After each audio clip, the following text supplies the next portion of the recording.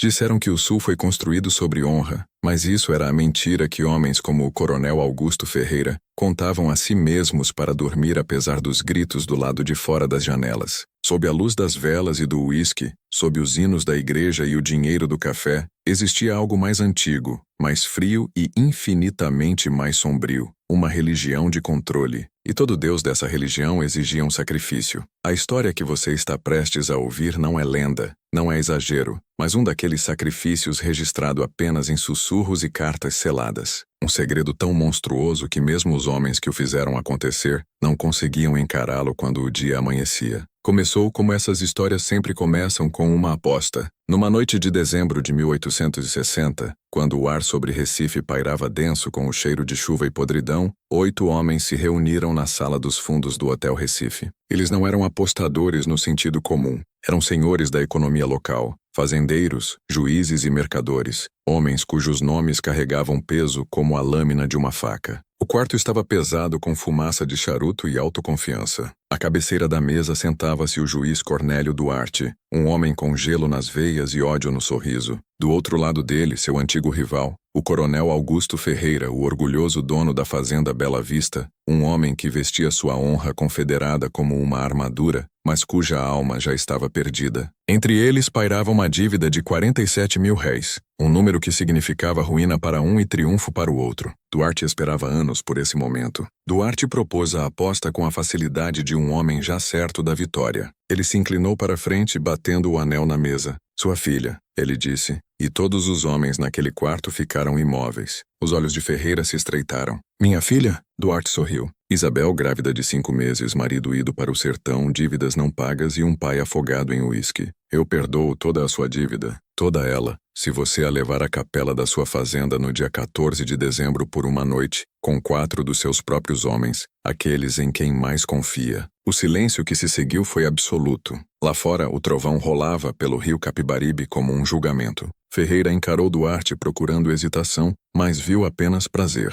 O juiz estava testando mais do que sorte. Ele estava testando até onde um homem poderia ir quando o poder era o único Deus restante. Um dos testemunhas tossiu, desconfortável. Outro tentou rir para aliviar. Isso é loucura, ele disse fracamente. Mas os outros, aqueles que entendiam as regras não ditas, se inclinaram para a frente intrigados. Havia algo primal na ideia, algo que despia o mito da fazenda até os ossos. Um teste de domínio, não só sobre propriedade, mas sobre sangue, sobre legado. A aposta foi escrita em um livro encadernado em couro, o mesmo livro que registrara anos de crueldade humana, disfarçada de esporte. Quantos quilos de café um homem podia colher antes de desabar? Quanto tempo uma mulher podia trabalhar nos campos antes de abortar? Sua civilização era uma máscara. O Clube das Magnólias, como se chamavam, era o rosto por baixo dela. Ferreira ficou imóvel por um longo tempo. Em sua cabeça, números colidiam com vergonha. Falência significava morte social. Recusa significava humilhação. Aceitação significava a aniquilação de tudo o que era sagrado. Mas a verdade era que ele havia vendido pedaços da sua alma tantas vezes que não conseguia mais distinguir quais partes restavam. Ele olhou para Duarte e, num sussurro que cheirava a derrota, disse: Eu aceito. Sua assinatura se espalhou pelo livro como uma ferida. Os homens ergueram os copos em silêncio, um brinde à danação. Nenhum deles entendia que acabara de escrever seus próprios nomes em uma maldição que duraria gerações. A fazenda Bela Vista foi construída para impressionar, mas sob seus pisos de mármore e espelhos importados, era uma máquina projetada para moer seres humanos até o silêncio. 200 almas viviam e morriam ali sob o domínio de Ferreira, seu sofrimento disfarçado por colunas ilustres. Sua filha Isabel crescera em meio a esse silêncio, ensinada desde criança a sorrir para os convidados sem nunca perguntar o que significavam os gritos à noite. Mas ela não era criatura do pai. Tamanho, herdara algo que ele nunca poderia esmagar. Consciência, ela via coisas que os outros ignoravam. E quando o pai se casou novamente trazendo para a casa uma segunda esposa, Constância, que media a vida em favores e segredos, Isabel começou a registrar tudo o que observava. Em um pequeno diário encadernado em couro escondido sob as tábuas do piso do seu quarto, ela escrevia sobre reuniões estranhas, conversas codificadas entre o pai e outros homens, livros levados para a capela depois da meia-noite. Ela sentia que Bela Vista não era apenas uma fazenda, era um altar. 2 noites antes de a aposta ser cumprida, sua criada Clara veio ao seu quarto tremendo. A mulher havia criado Isabel desde a infância, e agora sua voz falhava de medo. Eles estão preparando a capela, ela sussurrou. Seu pai trancou os 4 homens no antigo armazém, Samuel, Josué, Marcos e Isaac. Ele diz que eles foram escolhidos para um teste. Ouvi a senhora Constância falando. É você, senhorita Isabel. É você que eles querem. Isabel sentiu o mundo inclinar sob seus pés. Por um momento não conseguiu respirar, mas então algo dentro dela endureceu. Ele acha que eu ficarei em silêncio, ela disse. Está errado. Naquela noite, enquanto o pai dormia em uma névoa de uísque, Isabel foi à janela e olhou para as lâmpadas piscando nos campos. Em algum lugar além delas, 4 homens, homens que ela conhecia desde a infância, estavam trancados na escuridão, sem saber o que os aguardava. Ela os conhecia pelo nome, pelo trabalho que faziam, pela dignidade quieta que o pai nunca reconhecia. Samuel, o carpinteiro que construíra a grande escadaria de Bela Vista com as próprias mãos. Josué, o ferreiro que forjara os portões de ferro que agora o prendiam. Marcos, o mestre das cocheiras que podia acalmar qualquer cavalo com um sussurro. E Isaac, o pregador cuja voz transformava medo em fé nas manhãs de domingo. Eles eram homens que o pai considerava propriedade, e no entanto, naquele momento, Isabel entendia que eram mais livres em espírito do que qualquer homem sentado no clube das magnólias. Ao amanhecer, ela tomou sua decisão. Não fugiria, não imploraria. Se não pudesse parar a aposta, ela a transformaria em algo que o pai e Duarte não podiam prever. O que começara como uma armadilha se tornaria uma mensagem. O que começara como humilhação se tornaria um ato de rebelião disfarçado de submissão. Ela escreveu uma única linha em seu diário antes de escondê-lo novamente. Eles acham que eu sou o sacrifício. Não veem que eu sou a arma. Lá fora, os sinos da capela de Bela Vista começaram a soar. O relógio havia iniciado, e no silêncio que se seguiu a casa parecia respirar, como se soubesse que algo antigo e terrível havia sido posto em movimento. Algo que nenhum homem, nenhum juiz, nenhum deus da falsa religião deles poderia parar uma vez iniciado. Na noite de 13 de dezembro, a fazenda Bela Vista havia se tornado um mausoléu para os vivos. Criados se moviam como sombras, olhos baixos, vozes finas de medo. O ar dentro da grande casa estava denso com expectativa, do tipo que precede um milagre ou um massacre. Augusto Ferreira sentava-se em seu escritório, cercado pelo fedor de tabaco e uísque, a luz do fogo refletindo em suas medalhas de guerras que mal lembrava. Sobre sua mesa jazia o livro que o prendia, o que Duarte assinara em cerimônia zombeteira, agora aberto na página que selava o destino de sua filha. Sua mão pairava sobre o papel, tremendo não de culpa, mas do tremor de um homem encurralado pelas dívidas de sua própria arrogância. Ele dizia a si mesmo que era apenas uma aposta, uma humilhação necessária para preservar tudo o que construíra. Mas no fundo algum sussurro antigo enterrado, talvez até sagrado, lhe dizia que o que ele aceitara não era um teste de honra, mas uma declaração de danação. Nos alojamentos atrás da casa principal, os 4 homens escolhidos sentavam-se em silêncio. O capataz Silas Gomes dera as ordens com crueldade mecânica. Vocês vão à capela amanhã à noite. A senhorita Isabel estará lá. Ficarão com ela até o amanhecer. É tudo o que precisam saber. E então, como se lendo da escritura, expôs a ameaça que os mantinha no lugar. Suas famílias, esposas, filhos, parentes estavam trancados no celeiro de armazenamento. Recusem o comando, e pela manhã, cada um seria vendido separadamente para os mercados mais profundos do sul. Josué, o ferreiro, não falara desde então. Marcos andava como um animal enjaulado,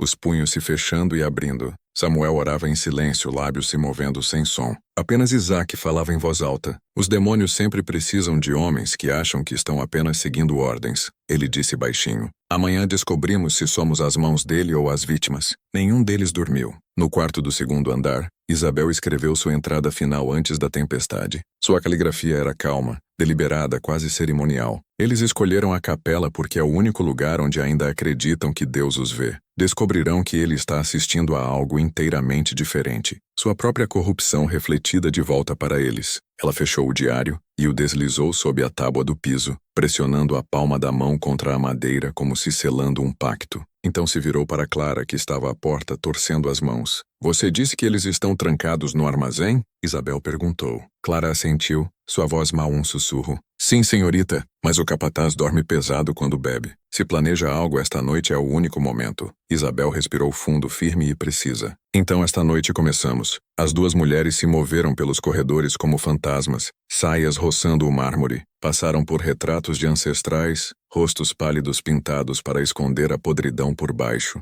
A tempestade lá fora roncava como se ecoando seus passos. No fundo da propriedade chegaram ao armazém. Isabel abriu a porta silenciosamente, deixando entrar o ar frio da noite. Dentro, os 4 homens se levantaram em choque. Por um momento ninguém falou. A chama da vela pintava o rosto dela em âmbar e sombra, sua barriga pesada sob a camisola, seus olhos inabaláveis. Amanhã, meu pai pretende destruir todos nós, ela disse. Mas o que ele não entende é que eu não estou aqui para morrer em silêncio. Tenho um plano e ele requer sua confiança. A voz de Josué quebrou o silêncio. Confiança? Depois do que o seu tipo fez conosco. A pergunta cortou o ar como uma lâmina, mas Isabel não piscou. Vocês não deveriam, ela disse simplesmente. Mas se isso for do jeito que o capataz planejou, vocês e suas famílias estão acabados. Se conseguirmos, todos saímos com algo que ninguém neste estado jamais teve. Alavancagem. Samuel deu um passo à frente estudando seu rosto. Alavancagem. Prova, ela disse. Prova escrita do que aconteceu.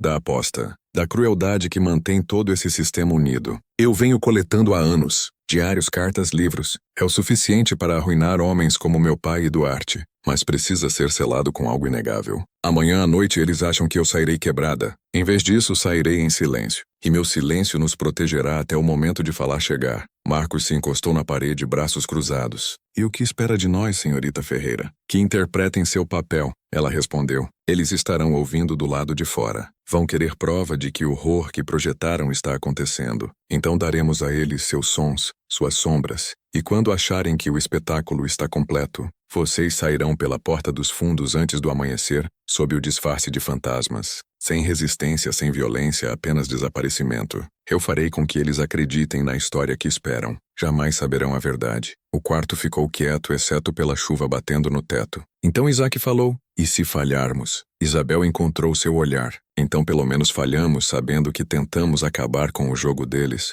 Por um longo tempo os homens nada disseram. Eles a mediam não pelas palavras, mas pelos olhos, a quietude neles, o fogo enterrado sob a compostura. Finalmente Samuel assentiu. Você me lembra daqueles que se recusam a se ajoelhar na casa do faraó, ele disse. Se pretende liderar isso, então seguiremos. Mas entenda, senhorita Isabel, isso não mudará apenas você. Mudará tudo. Isabel sorriu fracamente. Esse é o ponto. Quando se separaram, Clara a levou de volta à casa. A tempestade piorara, o vento arranhando as janelas. Em algum lugar ao longe, um sino tocava, não da capela, mas da cidade em si, como se marcando a hora em que o destino decidia se mover. Isabel entrou em seu quarto, tirou o manto molhado e olhou no espelho. Pela primeira vez na vida, não via uma filha ou uma vítima. Via uma mulher parada na interseção de 2 mundos em colapso, o império moribundo da ilusão de seu pai e o futuro ainda não nascido de sua criança. Ela sussurrou para o reflexo. Você não é a oferta, você é o acerto de contas.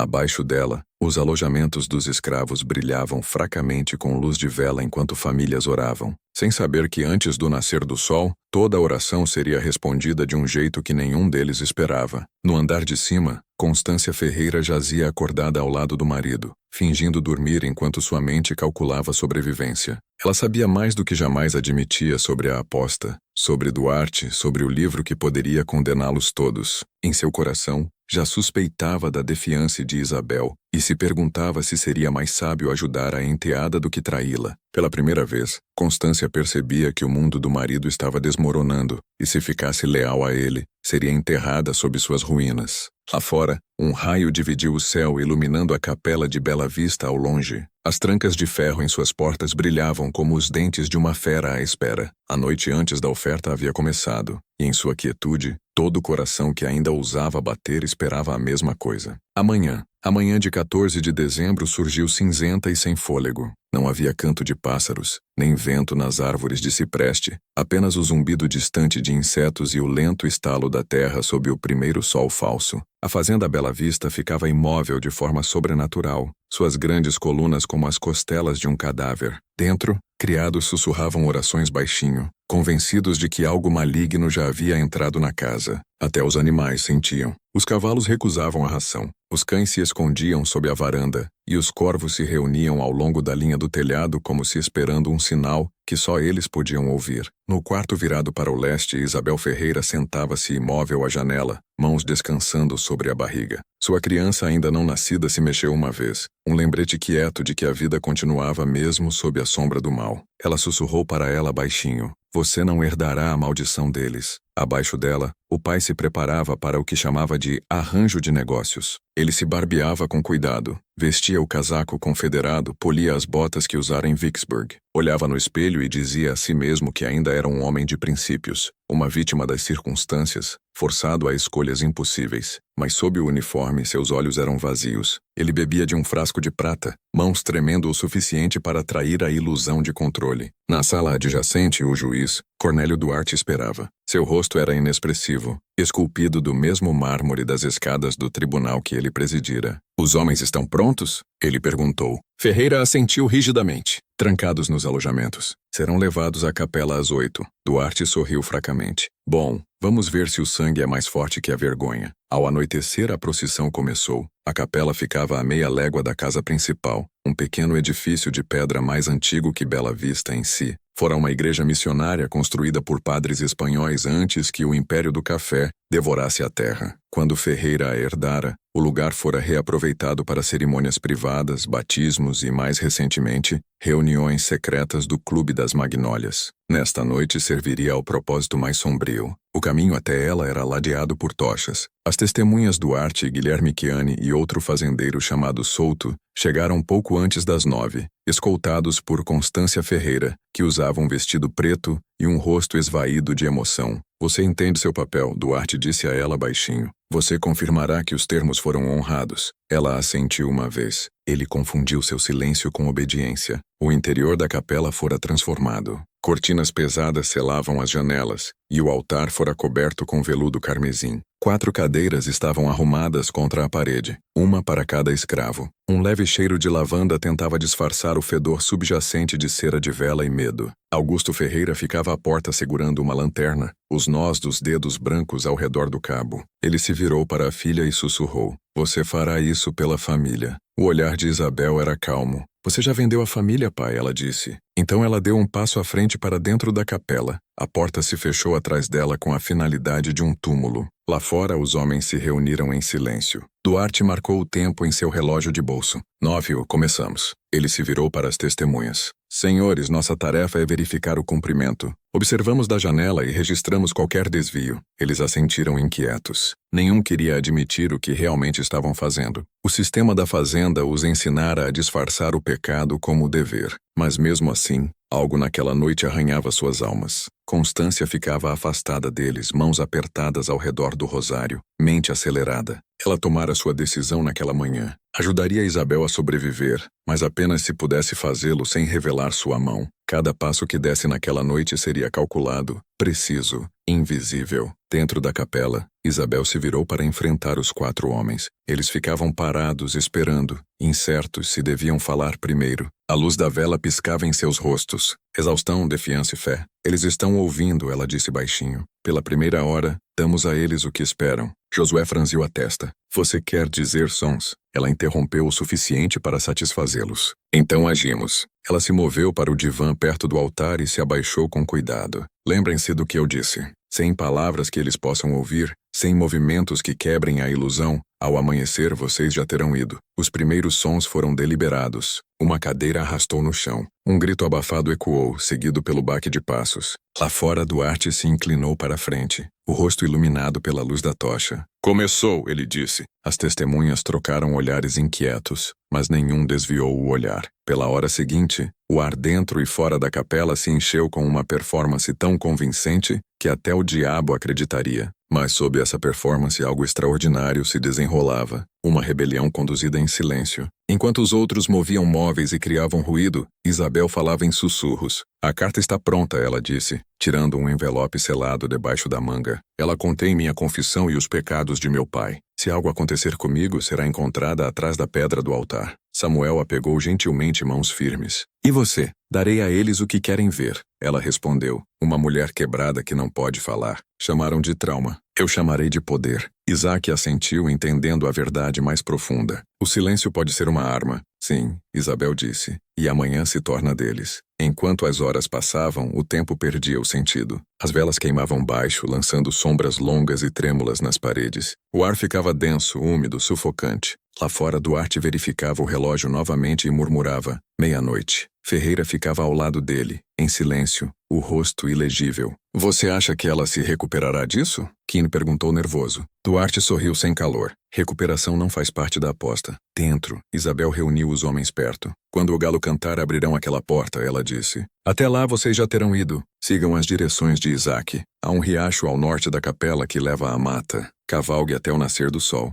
Eu cuidarei para que o caos o segure tempo suficiente. Samuel olhou para ela, voz mal audível. E sua criança? Isabel sorriu fracamente. Ele nascerá em um mundo onde homens como meu pai não mais comandam. Então veio o momento que selou seu laço. Isabel pegou a pequena faca do bolso e fez 3 cortes rasos no antebraço. O sangue brotou vivo contra a pele pálida. Isso, ela disse, é o preço da credibilidade. Ela deixou as gotas caírem no tecido do vestido. Os homens olharam em silêncio, entendendo a gravidade do que ela fizera. Quando virem o sangue, ela continuou. Acreditarão na história que escreveram para mim, e nunca farão as perguntas que poderiam destruí-los. Na hora final, antes do amanhecer, a exaustão deu lugar a uma calma estranha. Isabel sentava-se imóvel no divã, pulso firme, mente clara. Sentia o bebê se mexer novamente, um pequeno flutter como o bater de asas. Pela primeira vez, permitiu-se imaginar um futuro além daquela noite. Uma vida onde a verdade sobrevivesse à crueldade. Lá fora, a primeira luz da manhã começava a perfurar o horizonte.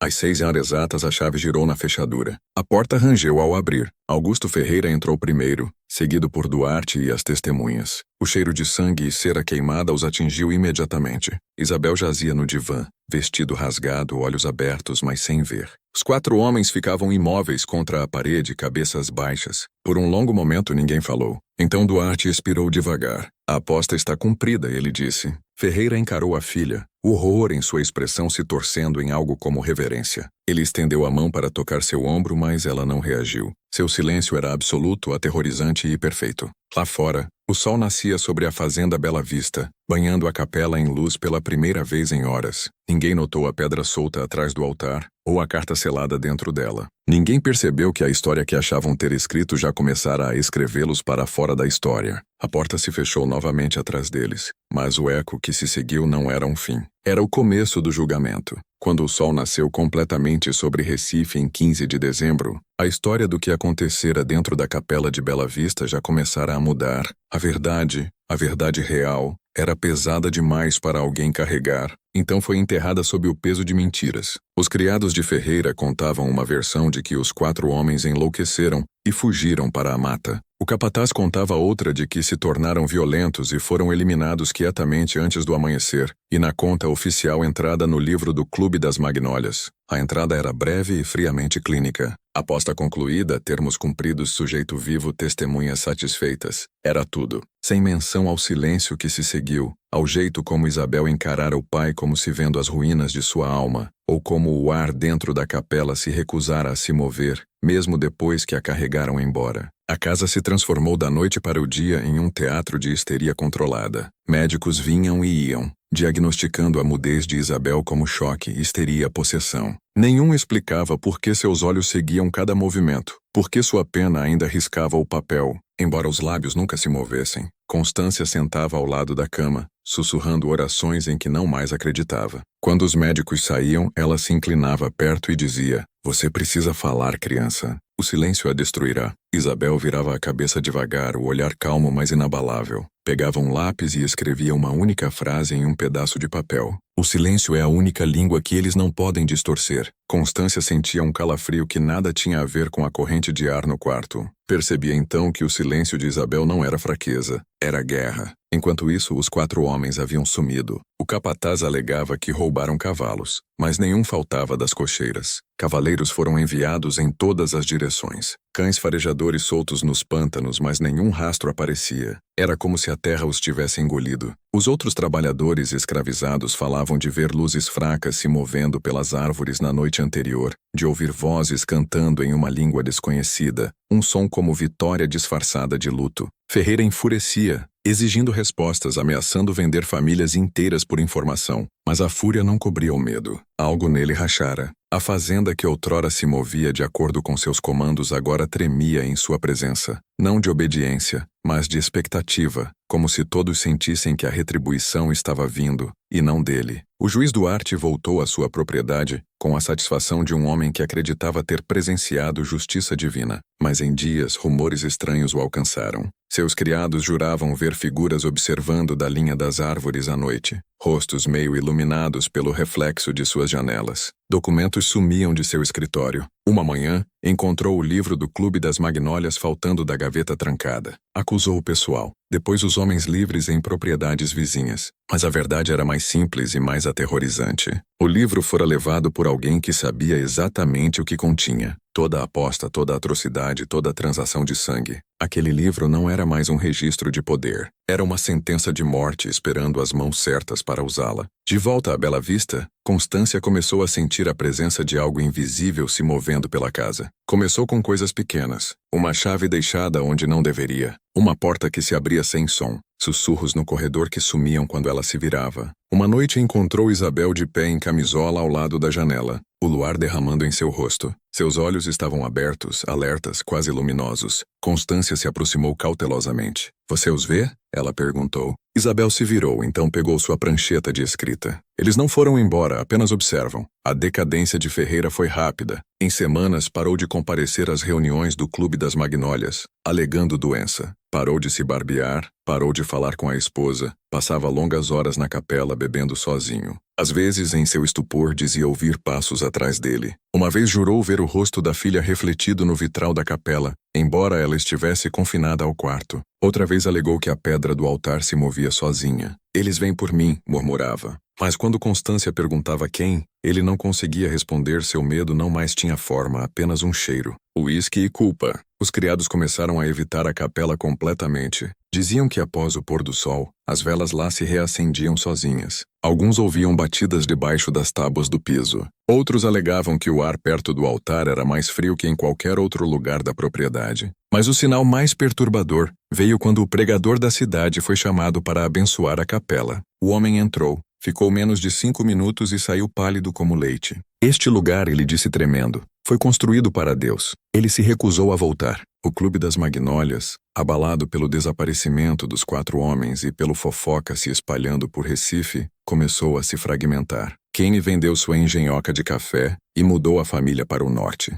Souto começou a carregar uma pistola para a igreja. Até Duarte ficou paranoico, contratando guardas para patrulhar sua propriedade. "Você entende", ele disse a Ferreira uma tarde. "Se qualquer palavra daquela noite vazar, será o fim de nós todos." Ferreira assentiu, mas nada disse. O homem que outrora governava centenas agora não controlava o bater do próprio coração. Ele olhou para Duarte com olhos que esqueceram o orgulho. "Já está acabando", sussurrou. Duarte o encarou confuso. "O que quer dizer?" Ferreira sorriu fracamente. "Você verá." Em janeiro, a história do desaparecimento se espalhara para além do Recife. Viajantes sussurravam em tabernas, como a filha de um coronel perdeu a voz e 4 homens sumiram em fumaça. Alguns diziam que escaparam para a liberdade, guiados por espíritos. Outros juravam que foram enterrados sob a capela em si, sacrificados para o cumprimento da aposta. Havia até aqueles que acreditavam que a criança que Isabel carregava não era do marido ou do pai, mas algo nascido daquela noite, uma encarnação de retribuição, metade vingança, metade verdade. Qualquer versão que as pessoas acreditassem, uma coisa as unia, um senso de que algo sagrado fora profanado além do reparo, e que o chão sob Bela Vista nunca mais daria frutos limpos. Naquele inverno, as primeiras rachaduras apareceram nas fundações da casa. A madeira empenou, o telhado afundou. Um carpinteiro foi chamado para inspecionar, mas quando entrou no porão, recusou-se a ir adiante. Disse que as paredes estavam úmidas, embora não houvesse água visível. "É como se a casa estivesse respirando", ele disse a Constância. Ela o dispensou, mas ficou acordada aquela noite escutando. Ele tinha razão. A cada poucos minutos ela ouvia um rangido rítmico lento debaixo dos pisos, como se a casa estivesse expirando. Em fevereiro, Isabel deu à luz gêmeos, um menino e uma menina. Ambos saudáveis. Ambos carregavam uma marca fraca no ombro esquerdo, em forma de olho aberto. Quando Constância viu, quase desmaiou. Isabel os embalou com reverência quieta. Ela nunca escreveu o que as marcas significavam, mas toda noite pressionava os dedos nelas como se lembrando de uma promessa. Os 4 homens nunca foram encontrados. Sem corpos, sem túmulos, sem testemunhas, apenas vestígios. Uma única ferradura encontrada à beira do rio, uma boneca de criança meio enterrada perto do caminho da capela, e o cheiro de fumaça em manhãs quando nenhum fogo fora aceso. Anos depois, as pessoas ainda diriam que se você ficasse na capela à meia-noite e sussurrasse seu segredo mais sombrio, poderia ouvir uma voz responder, não em julgamento, mas em reconhecimento, porque o que desapareceu naquela noite não foram apenas 4 homens. Foi a ilusão de que o poder poderia silenciar o espírito humano. Ferreira achava que fizera uma aposta em particular. O que realmente fizera era despertar algo antigo. A ideia de que mesmo em sistemas construídos sobre correntes, a verdade espera pacientemente pelo momento de atacar. E aquele momento, embora invisível, já começara. O Clube das Magnólias nunca fora destinado a ser lembrado. Existia nas sombras, em salões privados e cartas seladas, onde a língua do pecado era escrita em livros disfarçados de negócios. Para o mundo exterior, seus membros eram pilares da civilidade sulista, fazendeiros, juízes, magnatas do café, homens cujos retratos penduravam em tribunais e igrejas. Mas o livro, aquele único volume preto encadernado em couro espanhol, continha o que ninguém devia ver, prova de que seu poder sempre fora uma ilusão sustentada por crueldade. Listava salários não em dinheiro, mas em carne, a endurance de uma mulher, a dor de uma criança, a quebra da vontade de um homem. Por anos fora a escritura privada daqueles que se consideravam deuses. E quando sumiu do escritório de Duarte, eles perceberam que a mão divina que acreditavam guiá-los era nada mais que uma forca se apertando em seus pescoços. Duarte tentou minimizar no início. Um ladrão, disse aos pares. Um ato mesquinho de um criado que enforcará até o fim da semana. Mas semanas viraram meses. O livro nunca apareceu. E então, uma manhã, Keane recebeu uma carta com carimbo de Salvador contendo uma única página rasgada do livro.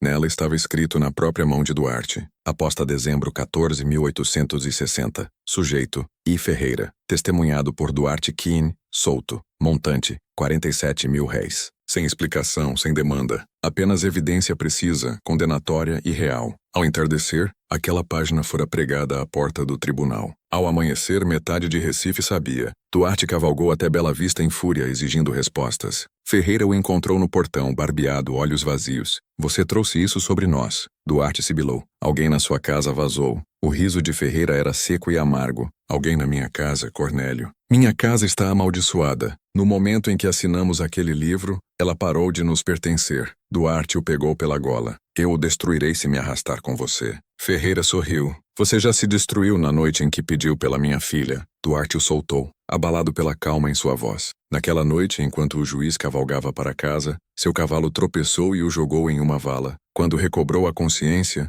jurou ver 4 figuras paradas à beira da estrada, silhuetas contra o crepúsculo, imóveis. Ele chamou, mas elas não se moveram. Piscou e sumiram. Seus guardas o encontraram balbuciando sobre fantasmas, sobre os da capela. Pela primeira vez na vida, o juiz Duarte tinha medo de dormir na própria casa. Enquanto isso, as páginas do livro começaram a aparecer em outros lugares, enfiadas dentro de inários de igreja, pregadas debaixo de portas de carruagens, escondidas nos bolsos de escrivães do tribunal. Cada página documentava outra aposta. Uma mulher forçada a trabalhar durante o parto, um homem obrigado a lutar por sua liberdade, uma criança faminta como punição. A caligrafia variava. De Duarte, Keane Ferreira solto, e no rodapé de cada página, escrito em uma mão mais fina, desconhecida, uma única frase. Os salários do pecado são herdados. Ninguém sabia quem as enviava. Constância soube do escândalo se espalhando pelo jornal que fingia não ler. Cada artigo era mais venenoso que o anterior. O Clube das Magnólias, outrora sussurrado apenas em admiração, agora era símbolo de degeneração. E embora os nomes não fossem impressos abertamente, todos sabiam a quem se referiam. Convites sociais pararam de chegar. Investimentos secaram. O império da falsa honra começou a colapsar sob seu próprio peso. Mas a mente de Constância estava em outro lugar. Ela vira Isabel escrevendo até tarde da noite, copiando passagens de seu diário em folhas limpas. Suspeitava, embora não ousasse confirmar, que a enteada estava alimentando as chamas ela mesma. Uma noite entrou no quarto de Isabel em silêncio. A jovem sentava-se à luz da vela, suas crianças dormindo ao lado, tinta manchando os dedos. Constância tocou seu ombro. Você está fazendo isso, ela disse. Isabel não olhou para cima. Escreveu uma única palavra e a deslizou pela mesa. Justiça. Você trará ruína para todos nós. Constância sussurrou. Isabel encontrou seus olhos. Não ruína, equilíbrio. Por um longo momento, nenhuma se moveu. Constância percebeu que estava na presença de algo maior que vingança, uma lenta e deliberada restauração da verdade. Em fevereiro de 1862,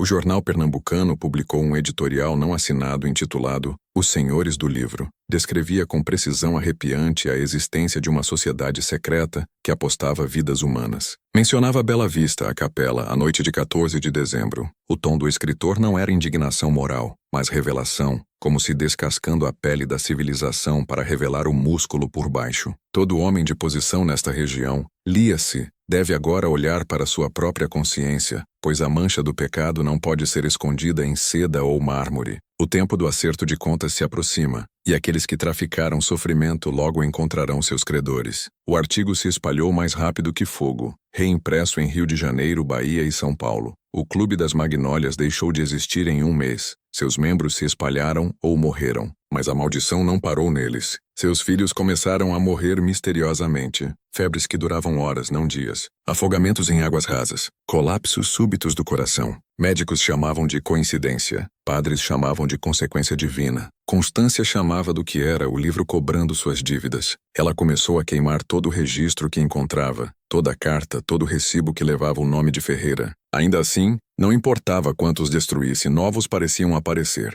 Uma vez abriu uma gaveta e encontrou a página faltante do livro dobrada ordenadamente sobre sua caixa de joias, intocada pela cinza. Escrito no topo na mão fina de Isabel, era uma única linha. Você não pode queimar o que já está escrito em sangue. Ferreira em si deteriorou além do reconhecimento. Bebia até as mãos não mais segurarem o copo. Gritava com figuras invisíveis e vagava pela capela, murmurando orações a um Deus que não mais respondia. Quando Constância tentava pará-lo, ele a batia. A primeira e última vez que o fazia. Na manhã seguinte veio ao quarto dela chorando, apertando o peito. Eles estão aqui, disse. Os homens da aposta. Ficam no canto à noite e me observam. Constância, endurecida por meses de medo, respondeu friamente. Então confesse, Augusto. Conte ao mundo o que fez. Ele a olhou como se ela tivesse falado em língua estrangeira. Confissão não parará o que vem. Em maio, pegou sua espingarda e cavalgou para o pântano, dizendo que pretendia caçar redenção. 3 dias depois, seu cavalo voltou sem ele. Encontraram o corpo meio enterrado na lama, o rosto virado para cima como se procurando algo que nunca encontrou.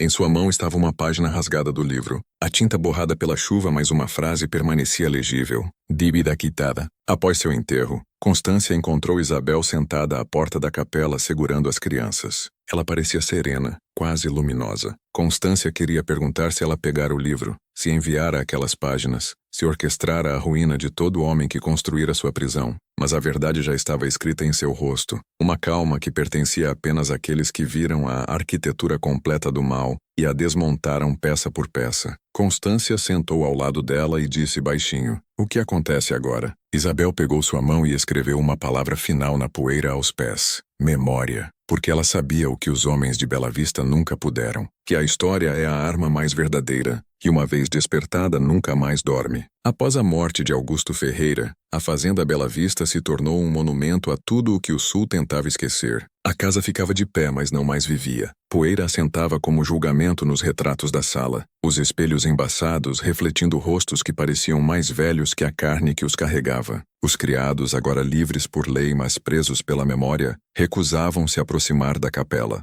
Diziam que o chão lá era oco, que se você pressionasse o ouvido no piso poderia ouvir respiração. Constância tentava manter as aparências. Hospedava jantares que ninguém comparecia. Mantinha livros de colheitas inexistentes. Escrevia cartas a credores que sabia que nunca responderiam. A fazenda que outrora fervilhava de miséria humana caíra em um silêncio mais poderoso que qualquer grito. Mas dentro desse silêncio, algo mais estava sendo construído. Não uma casa de crueldade, mas um santuário de conhecimento. Isabel vivia na pequena cabana perto do pomar, um espaço outrora usado pelo capataz. Seus gêmeos, Sara e Tomás, cresceram cercados por livros e papel em vez de criados e cerimônias. Sabiam que a mãe nunca falava, mas aprendiam sua língua mesmo assim. Ela os ensinava a ler com os olhos, a ouvir o movimento das mãos, a entender o ritmo de um pensamento antes que se tornasse som. Ensinava que a verdade nem sempre era algo falado em voz alta. Às vezes era carregada no que você escolhia não dizer. Toda noite após eles irem para a cama, ela sentava à luz da vela e escrevia. Os diários se multiplicavam, pilhas de páginas encadernadas escondidas atrás de paredes falsas, sob tábuas do piso, até costuradas nas forras de cortinas. Eram sua escritura, seu testamento, sua defesa contra um mundo que um dia tentaria apagar sua história. Ela escrevia sobre a aposta, o livro, a queda do pai e a guerra invisível entre silêncio e mentiras. Mas também escrevia sobre misericórdia, os pequenos momentos que revelavam humanidade em meio ao horror. Escrevia sobre as mãos firmes de Samuel ao construir as vigas da capela, sobre os sermões sussurrados de Isaac nos campos, sobre a força quieta de Josué, sobre a bondade de Marcos com os animais. Esses homens cujos nomes o mundo nunca honraria, se tornaram os arquitetos invisíveis de sua salvação. Constância visitava com frequência trazendo suprimentos sob o pretexto de preocupação maternal. As duas mulheres raramente falavam, uma porque não queria, a outra porque não encontrava palavras que não soassem como desculpas. Ainda assim, algo como compreensão crescia entre elas.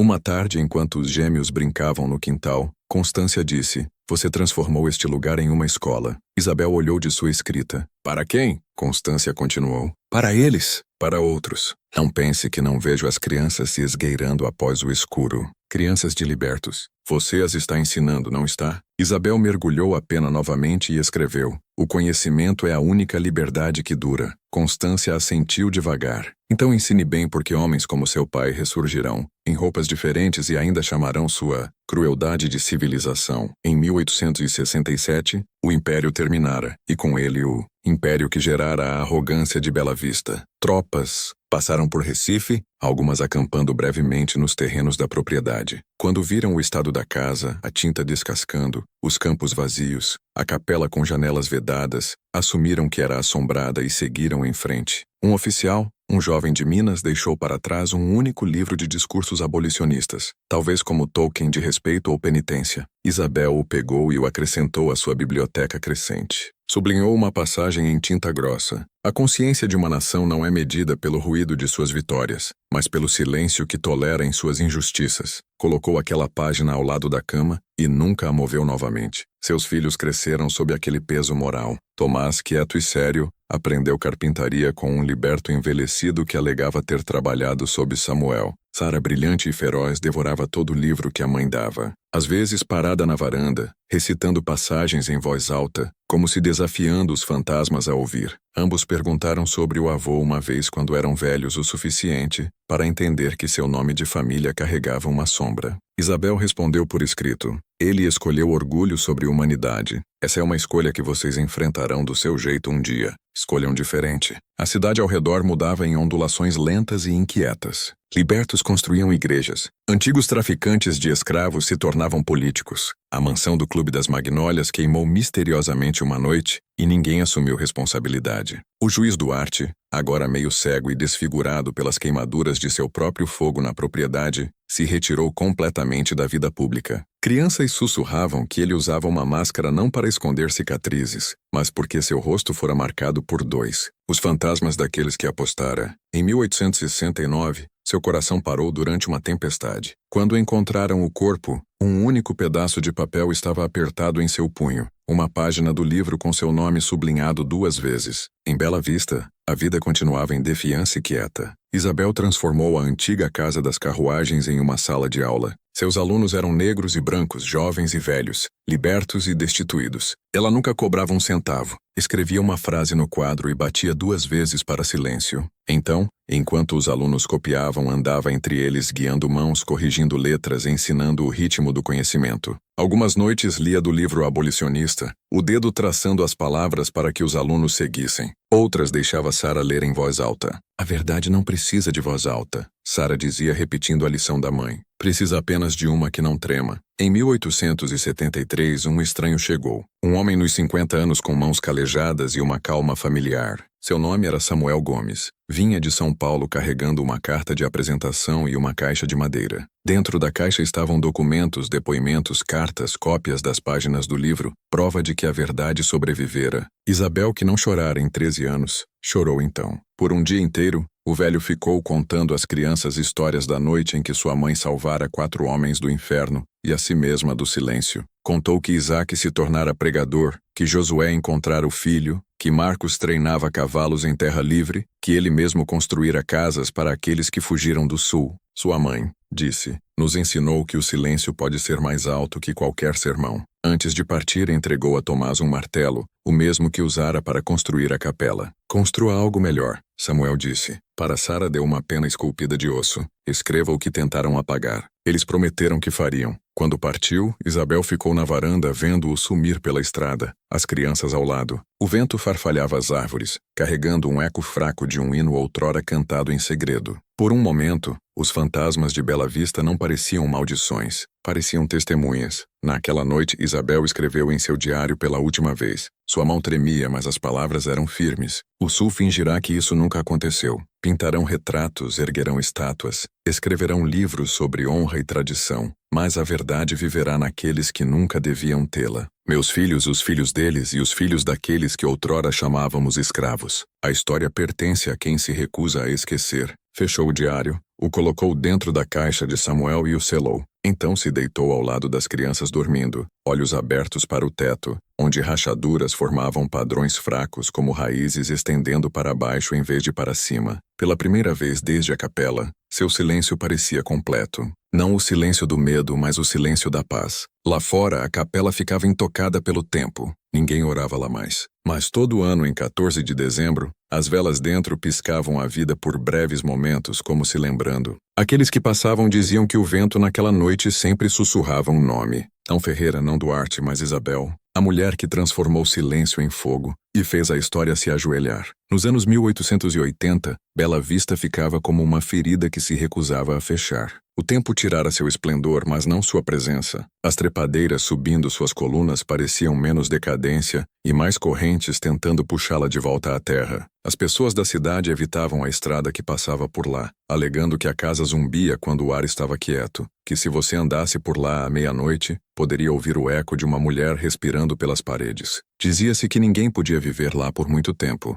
que não mais pertencia aos vivos. Mas para Sara e Tomás Ferreira, não era terra assombrada, era herança, era negócio inacabado. Sua mãe morrera quietamente em 1876, sentada à mesa de escrita com uma pena ainda úmida na mão. A tinta se acumulou na palavra final que escreveu. Lembre, Sara tinha 20 anos na época, Tomás 19. Enterraram-na sob a árvore de magnólia onde costumava sentar enquanto ensinava às crianças da vizinhança. Sua sepultura não levava nome, apenas uma pequena escultura na pedra, um olho aberto. Daquele momento em diante, os gêmeos se tornaram guardiões da verdade que a mãe vivera e morrera protegendo. Mas não eram o mesmo tipo de guardiões. Tomás acreditava em preservação. Sara acreditava em revelação. Ele queria selar os diários da mãe em uma parede escondida para proteger a família do que o mundo faria se soubesse a história completa. Eles a distorcerão, disse uma noite enquanto sentavam na sala. Transformarão em mito ou pior, em escândalo. Sara balançou a cabeça.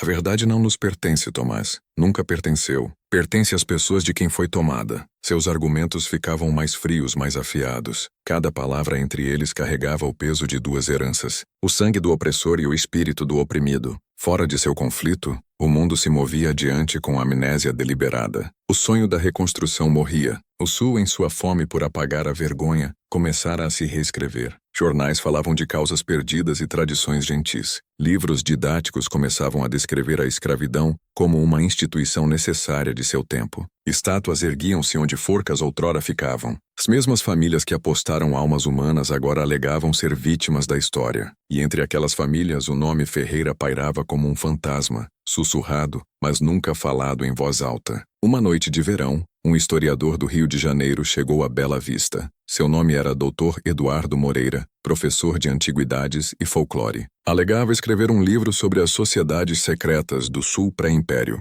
Sara o encontrou no portão. Suas roupas eram caras, mas desgastadas pela viagem. Sua voz suave, suas perguntas perigosamente precisas. Ouvi falar de sua mãe, ele disse, fingindo curiosidade casual. Uma mulher que ensinou libertos a ler. Um ato notável para seu tempo. Os olhos de Sara se estreitaram. Minha mãe não era notável, era necessária. Ele sorriu finamente. Então talvez você queira que sua história seja lembrada corretamente. Tomás, que ouviu, ficou imediatamente desconfiado. Não entretemos estranhos, disse ao homem. Mas Moreira não se dissuadia facilmente. Não estou aqui para explorar, disse. Estou aqui para documentar. Li fragmentos de algo, cartas talvez, ou entradas de diário. Mencionavam a Capela de Bela Vista, a aposta, o livro. Sara sentiu o pulso acelerar. Onde leu? Moreira hesitou. Em uma coleção de um homem chamado Henrique Fonseca. Ele representou sua mãe uma vez. Os papéis foram copiados por um assistente décadas atrás. Eu os tenho. E eles descrevem uma noite que desafia toda explicação. Pela semana seguinte, ele ficou em Recife, voltando diariamente para pressionar por uma entrevista. Tomás recusou. Sara escutou.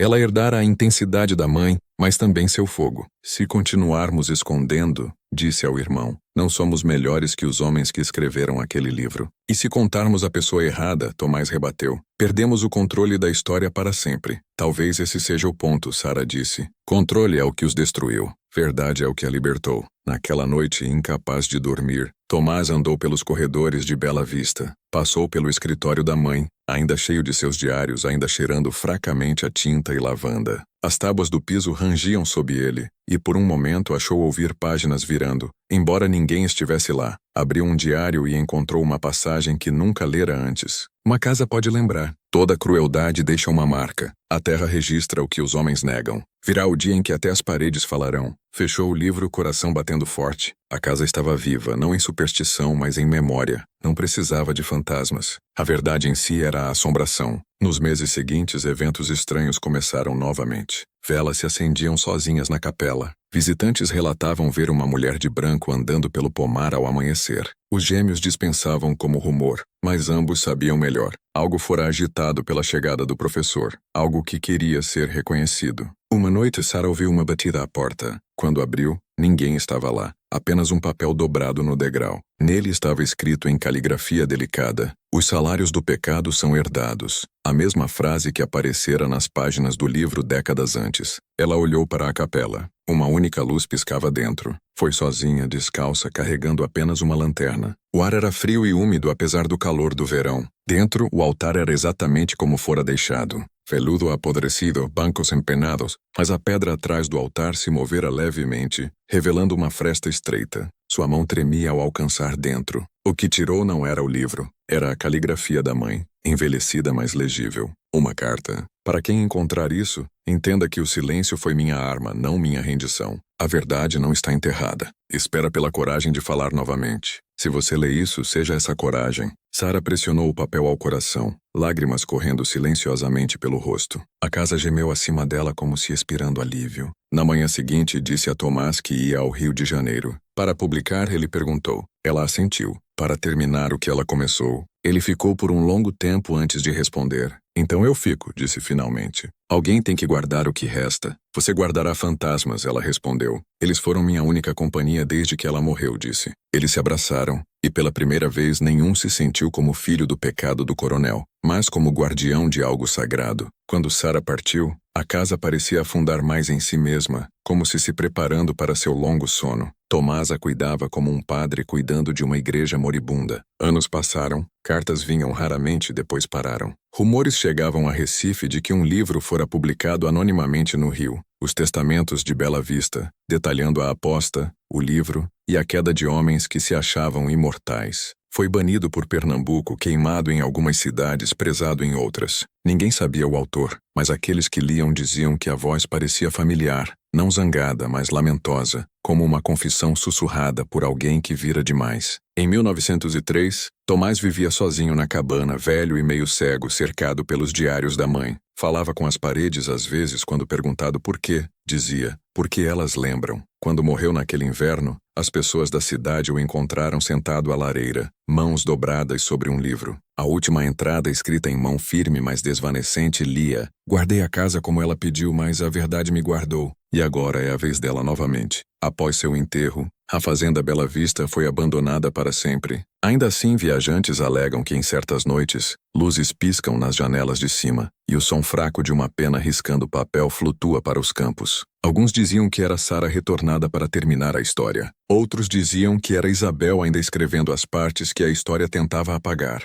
O que quer que fosse provava uma coisa: a casa não morreria porque a verdade que continha se recusava. O livro apareceu sem aviso, sem marca de editora, sem nome de autor, apenas uma capa preta simples com um único símbolo branco estampado no centro, um olho aberto. Seu título era simples: Os Testamentos de Bela Vista. Ninguém em Recife alegava tê-lo escrito. Ainda assim, todos no poder se reconheciam em suas páginas. O primeiro capítulo era uma retelling meticulosa da aposta, transcrita dos diários de Isabel Ferreira. Não nomeava ninguém, mas as descrições eram inconfundíveis. Homens de propriedade e linhagem de repente viam suas histórias familiares refletidas como histórias de horror. A gentileza de seus ancestrais era exposta como barbarismo envolto em ritual. O livro contava da capela da noite de 14 de dezembro e dos homens que sumiram depois, mas também contava de algo mais. Uma linhagem de resistência que nascera no mesmo momento. Uma linha de coragem que começara com o silêncio de Isabel e se estendia adiante por toda a geração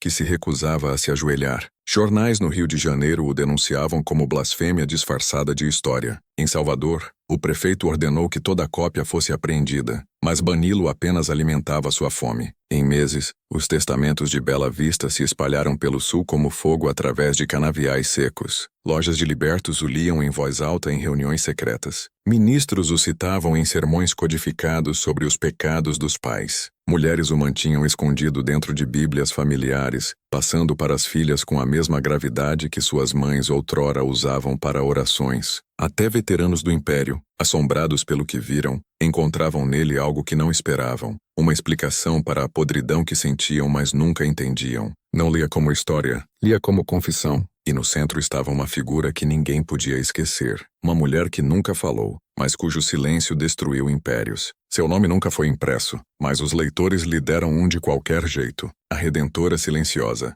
Dr. Eduardo Moreira, o professor que outrora viera a Bela Vista sob falsos pretextos, reconheceu suas próprias frases enterradas no texto. Frases que dissera a Sara durante as entrevistas apareciam quase palavra por palavra, embora torcidas, afiadas, armadas. Percebeu que ela o gravara o tempo todo, usando sua curiosidade como sistema de entrega. A percepção o aterrorizava e emocionava. Pelo resto da vida, tentaria provar que fora parte de sua criação. Nunca foi acreditado. Sara nunca retornou a Recife. Rumores a colocavam em São Paulo, depois no Rio Grande do Sul, depois em Belo Horizonte, movendo-se entre reformistas e intelectuais que falavam em tons baixos sobre uma mulher anônima que carregava o testemunho da consciência do Sul. Mas aqueles que a conheciam melhor diziam que viajava quietamente, carregando uma única maleta cheia de manuscritos e cartas seladas. Em 1895, uma carta dela chegou ao neto de um abolicionista chamado Henrique Júlio. Lia: "A história deve ser copiada, não celebrada. Não é para fama, é uma arma para aqueles que ainda sangram em silêncio." Henrique Júlio começou a reimprimir o livro em uma pequena imprensa em segredo, distribuindo cópias através de redes de igrejas e escolas de libertos. Cada impressão era menor, mais pessoal, encadernada à mão por aqueles que acreditavam preservar algo sagrado. O Estado o chamava de sedição. As pessoas o chamavam de escritura. Em 1902, o livro chegara às mãos de intelectuais negros, jornalistas do Norte e até ministros sulistas desiludidos. Tornou-se uma espécie de código, um aviso sussurrado através de gerações de que os pecados da história sempre demandam pagamento. Enquanto isso, de volta a Recife, a propriedade Ferreira continuava seu lento colapso. O teto da capela desabou após um raio em 1905, mas testemunhas alegavam que o altar permanecera intocado, a pedra imóvel. Trabalhadores enviados para demolir as ruínas recusaram. Um homem desistiu após encontrar uma página de diário selada, dentro da parede perfeitamente preservada. A tinta era de Isabel. Lia: "Eu ainda estou aqui." Com o início do século XX, uma nova espécie de guerra tomava forma. Uma não lutada com armas, mas com memória. A aristocracia branca que reconstruíra seu poder através de leis pós-império, agora enfrentava um inimigo mais quieto. A história que não podiam apagar. Políticos denunciavam os testamentos de Bela Vista como propaganda, mas toda tentativa de desacreditá-lo apenas revelava o quanto era verdadeiro. Famílias mudavam nomes, descendentes negavam linhagens. O neto de Duarte se suicidou após ser confrontado com evidência de que sua riqueza fora construída sobre salários de carne. O passado não estava morto, estava simplesmente vestindo roupas novas. Em 1917, o livro inspirara algo inesperado, uma rede. Não era uma organização no sentido formal. Não tinha listas de membros, líderes, reuniões. Era um movimento que se movia por sussurros, por cartas escritas em código, por mulheres ensinando em pequenas escolas e homens pregando sermões sobre justiça sem nomeá-la. Chamavam-se os leitores do olho. Seu símbolo, o olho aberto da capa do livro, aparecia entalhado em bancos de igreja, costurado em colchas, escondido dentro de pinturas. Significava uma coisa. Lembramos o que tentaram apagar. Os leitores reuniam informação sobre abusos trabalhistas, linchamentos e roubo de terras. Escreviam tudo. Mantinham registros quando tribunais recusavam. Acreditavam, como Isabel, que verdade registrada era verdade preservada e que a palavra escrita era uma arma que nenhum sistema podia matar completamente. Sua influência se estendia de Pernambuco à Bahia, depois norte para Ceará e além. Não buscavam vingança, buscavam exposição. Para eles, a história de Bela Vista era prova de que luz podia crescer da podridão, que silêncio podia semear revoluções. Nos anos 1920, acadêmicos começavam a sussurrar que os testamentos de Bela Vista eram o exemplo mais antigo de uma narrativa de libertação afro-brasileira escrita por uma mulher, embora ninguém pudesse confirmar a autoria. Sua fraseologia era estranha, contida demais para ser nortista, elegante demais para ser inculta, sabedora demais para ser ficcional. Alguns diziam que fora editado por múltiplas mãos através de décadas, moldado e remoldado por aqueles que carregavam sua chama. Outros alegavam que Sara em si vivera o suficiente para ver suas palavras tomarem vida própria. Havia até relatos de uma mulher nos 70 anos, pálida e quieta, vista frequentando aulas secretas de alfabetização em São Paulo, ensinando jovens mulheres a escrever traçando a forma de um olho no papel antes de cada lição. O estado de Pernambuco, envergonhado por seu mito crescente, ordenou investigações. Bibliotecas que carregavam o livro eram ameaçadas. Professores que o mencionavam eram demitidos. Mas quanto mais duro tentavam suprimi-lo, mais fundo ia para porões, para letras de canções, para sermões codificados. Músicos começavam a cantar sobre a Senhora Quieta de Bela Vista, cuja voz podia erguer os mortos. Poetas transformavam seu silêncio em metáfora. Ativistas invocavam seu nome como aviso. Quando a verdade é silenciada, não morre. Aprende a esperar. Através de tudo, a velha casa permanecia crescida demais, afundando, defiante. Alguns diziam que sua decadência espelhava a moral do Sul, orgulhosa demais para desabar, culpada demais para ficar de pé. Viajantes que passavam noites lá alegavam sonhar com uma mulher escrevendo à luz da vela, sua tinta brilhando fracamente azul. Outros juravam ouvir marteladas, o som de Samuel Gomes reconstruindo algo em outro mundo. Na véspera da Grande Depressão, os testamentos de Bela Vista sumiram das livrarias novamente, mas não da memória. Sua última edição conhecida foi encontrada no Harlem em 1934, anotada nas margens por um poeta que escreveu: "Isso não é uma história de fantasma, é um manual de sobrevivência." Os leitores do olho evoluíram, se fragmentaram, se fundiram com sindicatos trabalhistas, com igrejas, com ativistas que acreditavam em verdade como resistência. Seus descendentes carregavam a marca de formas sutis. Um pingente, um anel, um livro passado como relíquia. E em algum lugar sempre, a lenda de Isabel Ferreira, a filha do coronel, que transformou silêncio em escritura, sussurrada através das gerações como uma oração inacabada. Porque isso é o que a história de Bela Vista se tornara.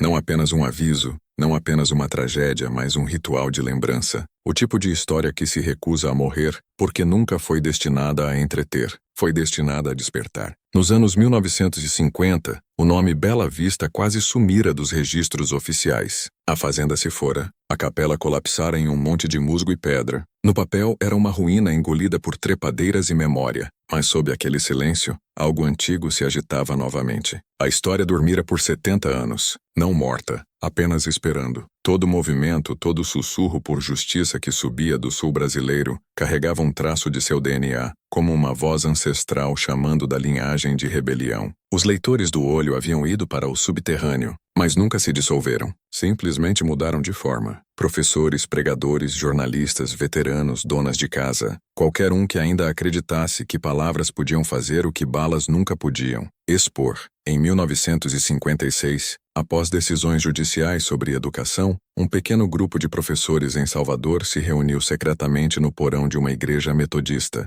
Tinham cópias de panfletos antigos, notas manuscritas, e um livro tão gasto que seu título era quase ilegível. Os Testamentos de Bela Vista. Suas páginas foram recopiadas dezenas de vezes, a tinta desbotada, mas a mensagem intacta. Passavam de mão em mão como escritura contrabandeada. Uma mulher chamada Lorena Hugues, que herdara o livro de sua avó, uma liberta que outrora estudara sob Isabel Ferreira em si, leu em voz alta a linha que guiara gerações. A história pertence àqueles que se recusam a esquecer. Quando terminou, ninguém falou. Não precisavam. O ar naquele quarto parecia o primeiro inspirar de algo que esperara tempo demais para respirar. Fora, Pernambuco ainda era um campo de batalha. Linchamentos eram chamados suicídios. Segregação era lei. Políticos pregavam ordem enquanto alimentavam turbas. As mesmas famílias que possuíam os livros do Clube das Magnólias agora sentavam em conselhos escolares, bancos e prefeituras. Os descendentes de Duarte concorriam a cargos. O nome de Ferreira era apagado,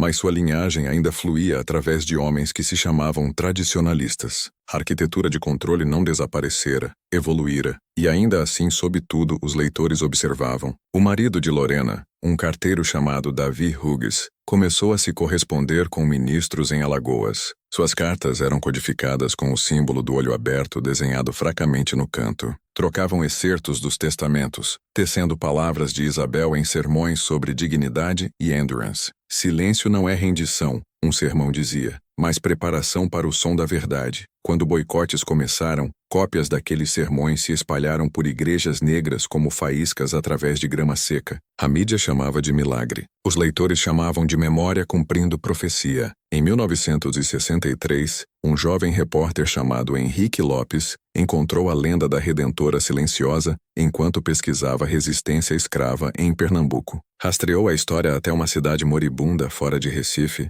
onde uma idosa o levou a um porão sob sua casa. Lá, embrulhado em pano oleado, estava uma impressão original dos Testamentos de Bela Vista. Suas páginas eram quebradiças, mas legíveis. Suas margens cheias de caligrafia de gerações, datas, iniciais, linhagens, orações. A velha sussurrou. Minha bisavó era Sara. Lopes percebeu o que segurava não era apenas um livro. Era um mapa de história suprimida. Tirou fotos, fez notas e prometeu publicar após verificar a autenticidade. 2 semanas depois, seu apartamento foi saqueado, seu filme destruído, suas notas sumidas. A polícia não encontrou suspeitos. A mulher que lhe mostrara o livro desapareceu no mês. Mas você não pode matar o que já foi para o subterrâneo. Cópias das notas de Lopes ressurgiram em Porto Alegre, contrabandeadas através de redes de igrejas. Ministros começaram a referenciar a capela que engoliu os senhores em sermões. Estudantes universitários pintavam o símbolo do olho aberto em cartazes de protesto. Ativistas invocavam o nome de Isabel, ao lado de Zumbi dos Palmares e Tia Ciata. O governo começou a coletar arquivos sobre o Círculo de Bela Vista, um suposto grupo radical ligado à agitação civil. Nunca encontraram evidência de conspiração organizada. Não entendiam que os leitores não eram um grupo, eram uma herança. Em 1966, durante campanhas por direitos, trabalhadores civis vieram a Recife para registrar eleitores negros. Entre eles estava uma mulher chamada Mariana Prado, que carregava um pequeno pingente em forma de olho. Quando perguntada sobre ele, sorria e dizia: é um lembrete de que a verdade observa de volta. Uma noite, sua equipe se abrigou em um edifício abandonado nos arredores da cidade, Bela Vista. O teto colapsara em partes, as janelas quebradas, a capela meio engolida pela terra. Ainda assim, o ar estava carregado. Acenderam velas e encontraram escrita fraca nas paredes restantes, versos, nomes, símbolos. No altar, alguém há muito tempo entalhara uma frase: os salários do pecado são herdados. Mariana traçou as palavras com a mão e sussurrou: então que a herança termine conosco. Mais tarde, naquele verão, quando igrejas foram bombardeadas e ativistas sumiram, Mariana enviou cartas a jornais do norte documentando toda a atrocidade. Assinava cada uma com uma única palavra: Bela Vista. O nome ressurgiu em manchetes pela primeira vez em quase um século. Jornalistas achavam que se referia a uma cidade em Minas destruída durante violência racial décadas antes. Nenhum percebia o significado mais profundo, que era um chamado à lembrança, um sinal de que o olho se abrira novamente. Nos anos 1970, os testamentos de Bela Vista se tornaram um texto subterrâneo em universidades, estudado quietamente por historiadores que suspeitavam de sua autenticidade, mas não podiam prová-la. Alguns dispensavam como alegoria. Outros viam como precursor da narrativa moderna de direitos civis. Alguns acadêmicos corajosos, principalmente mulheres negras, começaram a traçar genealogias conectando Isabel Ferreira a registros reais de fazendas, ao Clube das Magnólias, ao juiz Cornélio Duarte. Desenterraram livros financeiros mostrando dívidas combinando com os montantes mencionados no livro. Uma pesquisadora, doutora Rutina Carvalho, encontrou uma carta datada de 1861 de Duarte a outro dono de fazenda referenciando o incidente Ferreira. Era o primeiro reconhecimento oficial de que algo de fato acontecera. Quando a doutora Carvalho apresentou suas descobertas em uma conferência em 1980, recebeu ameaças anônimas avisando para parar. Não parou. Eles têm medo de fantasmas, disse a seus alunos. Mas fantasmas não machucam os vivos, revelam-nos. Meses depois, seu escritório queimou até o chão. O bombeiro chamou de elétrico. Seus colegas chamaram de mensagem recebida. Mas antes de sua morte, já distribuíra cópias de suas notas a amigos confiáveis, assegurando que até seu silenciamento amplificaria o som. Através dos anos 1980 e 1990, a história evoluiu novamente. Artistas pintavam murais de Isabel Ferreira, não como figura trágica, mas como guerreira envolta em silêncio. Escritores a comparavam a Cassandra, condenada a falar verdades que ninguém queria ouvir. Ativistas citavam seus diários. Silêncio não é ausência de poder, em sua preparação. Igrejas começavam a acender velas cada 14 de dezembro. Não chamavam de vigília, chamavam de escuta. Por uma noite diziam que o mundo devia ser quieto o suficiente para ouvir as vozes enterradas sob séculos de mentiras. Os descendentes das famílias do Clube das Magnólias tentavam contra a narrativa, financiavam fundações, construíam museus, escreviam histórias sanitizadas de honra e graça. Mas quanto mais duro tentavam remodelar o passado, mais a história real surgia. Estudantes cavavam arquivos, desenterrando registros, documentos judiciais, cartas, tudo que as velhas famílias tentaram enterrar. E com cada descoberta, o mito da nobreza sulista apodrecia um pouco mais. No virar do milênio, os testamentos de Bela Vista cruzaram de rumor para a história. Professores o ensinavam, cineastas o adaptavam, mas o que poucos percebiam era que o livro que estudavam não era o original. A versão verdadeira, a própria mão de Isabel ainda estava escondida. Em algum lugar entre Recife e São Paulo, em uma caixa selada com fechos de ferro, os diários originais esperavam intocados, sua tinta escura como sempre. Aqueles que acreditavam na história o chamavam de registro adormecido. Diziam que quando o mundo finalmente estivesse pronto para se enfrentar sem piscar, a caixa se abriria. E enquanto o século XXI amanhecia, enquanto novas tecnologias espalhavam informação mais rápido que mentiras podiam sufocá-la, aquela profecia começava a tomar forma. Um jornalista traçando a linha Ferreira tropeçou em um registro de armazenamento de 1877. Um descendente de Samuel Gomes descobriu cartas familiares, referenciando a noite em que o coronel perdeu a alma. Universidades começaram a financiar escavações de velhas propriedades. E no fundo dos arquivos de um tribunal esquecido em Pernambuco, um escrivão encontrou algo. Enfiado atrás de uma gaveta, um volume encadernado em couro meio queimado, mas ainda legível. Sua primeira página lia em script feminino delicado. Os salários do pecado são herdados, mas a verdade é eterna. O olho se abrira novamente, e desta vez o mundo observava. Começou em um porão de tribunal que ninguém entrara em meio século, um lugar denso com mofo, poeira, e o zumbido quieto da decadência. Era 2010 e o mundo acima se afogava em ruído digital. Mas sob a superfície de Recife, dentro de um arquivo esquecido selado por ferrugem e tempo, algo mais velho despertava. Um escrivão chamado Daniel Prado, catalogando atos de propriedade danificados por água, descobriu uma gaveta que se recusava a abrir. Forçou-a solta, rachando a madeira velha. O que caiu no chão não era papelada. Era um livro, ou o que restava de um. O couro rachado, as bordas queimadas, o fecho fundido. Gravado na capa estava um emblema fraco, um olho aberto. Prado não era historiador, não reconhecia o símbolo, mas quando abriu a primeira página e viu a caligrafia, fina e deliberada, entendeu instintivamente que encontrara algo importante. A primeira linha parou sua respiração. Os salários do pecado são herdados, mas a verdade é eterna. Abaixo estava um nome: I. Ferreira, 1861. Ele passou os dedos pela tinta, ainda escura após quase 150 anos. O cheiro de fumaça pairava fracamente,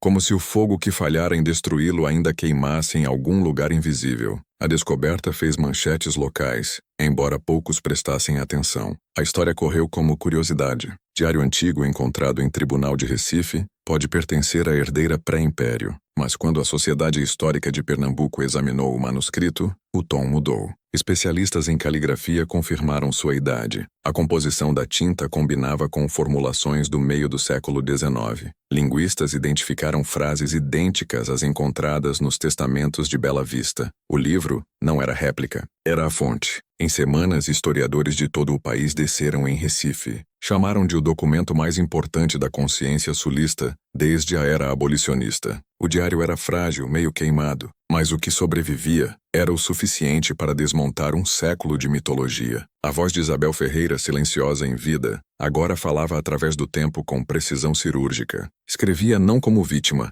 mas como observadora dissecando a arquitetura do mal de dentro. Cada entrada era uma janela para um mundo onde moralidade fora substituída por etiqueta, onde crueldade fora refinada em ritual. As primeiras páginas descreviam os dias levando a 14 de dezembro de 1860. Escrevia sobre as dívidas do pai, a aposta de Duarte, sua própria decisão de interpretar o papel para expor o jogo. Mas entre as linhas havia algo mais profundo. Uma compreensão de como o poder funcionava, como seduzia, como se perpetuava através de gerações que confundiam dominação com direito divino. Eles acham que crueldade é força, escreveu. Confundem silêncio com obediência. Não podem imaginar que silêncio possa ser estratégia. Entradas posteriores revelavam o que nenhuma versão dos testamentos jamais contivera. A verdade da fuga. Registrava a sequência exata de eventos que se seguiram ao amanhecer. Como os 4 homens se esconderam sob as tábuas do piso da capela até o anoitecer. Como Constância contrabandeou comida. Como Isaac os levou através do pântano até os barcos no rio indo para o norte.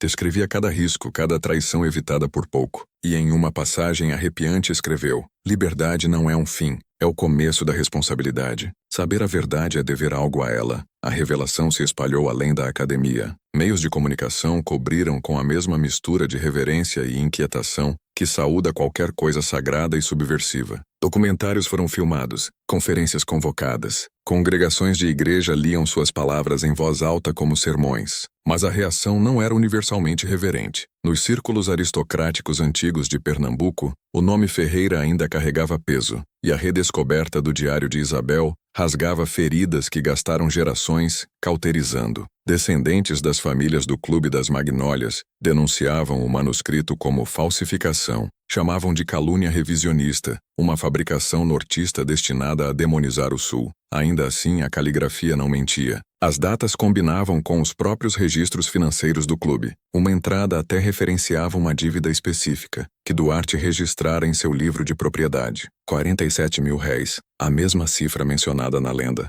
A evidência era inabalável. Cada sentença na mão de Isabel desmontava a mitologia que a geração de seu pai construíra ao redor de honra e herança. Não era apenas história sendo reescrita, era a identidade sendo desmascarada. Mas o que chocava mais os acadêmicos não era a confissão da aposta ou a brutalidade que se seguia. Eram as páginas escritas depois. Em algum lugar em 1871, o tom de Isabel mudava. Suas entradas ficavam mais frias, mais afiadas, proféticas. Não mais escrevia para si. Escrevia para alguém ou algo mais. Você que lerá isso, começava, saiba que a doença não morreu com eles. Aprendeu a falar novas línguas, comércio, política, fé. Esconde-se em lei, em decoro, em progresso. Prometerá igualdade enquanto constrói novas hierarquias. Observe as mãos que escrevem leis. Observe os sorrisos que vendem redenção. Historiadores chamavam essas passagens de capítulos da revelação. Leam como aviso ao futuro. Virá um século, escreveu, quando homens acreditarão ter domado o poder, mas apenas o terão ensinado a se disfarçar.